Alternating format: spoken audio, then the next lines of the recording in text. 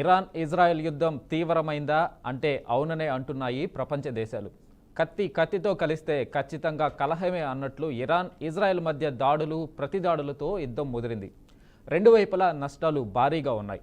ఇకపోతే పెద్ద గుండె పడవలోకి దిగితే అలలు అడ్డుకోలేవు అంటే అమెరికా ఇజ్రాయెల్ మద్దతుతో యుద్ధంలో చేరి ఇరాన్ న్యూక్లియర్ స్థావరాలపై దాడులకు సిద్ధమైంది.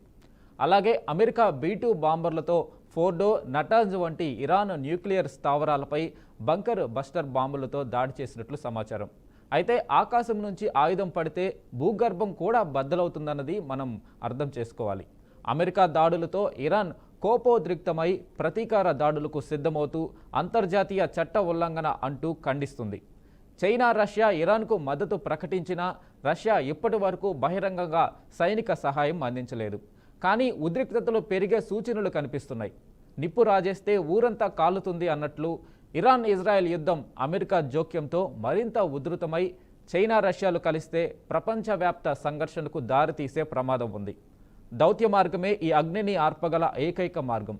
మరి యుద్ధ మంటలు చల్లారుతాయా లేక మూడవ ప్రపంచ యుద్ధం తప్పదా?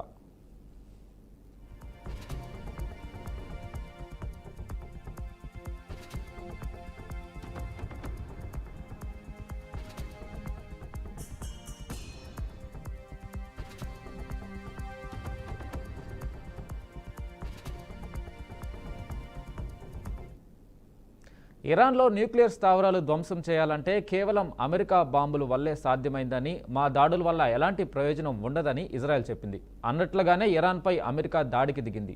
ఇరాన్లోని 3 న్యూక్లియర్ స్థావరాలను ధ్వంసం చేసింది. ఇందుకోసం ప్రపంచంలో అత్యంత శక్తివంతమైన B-2 బాంబర్లను రంగంలోకి దించింది. ఈ విషయాన్ని అమెరికా అధ్యక్షుడు ట్రంప్ స్వయంగా వెల్లడించాడు. ఇరాన్లోని ఫోర్డో, నతాంజ్, ఇస్ఫహాన్ అణు కేంద్రాలపై భారీ దాడులకు పాల్పడింది అమెరికా. ఈ విషయాన్ని అధ్యక్షుడు ట్రంప్ స్వయంగా వెల్లడించారు.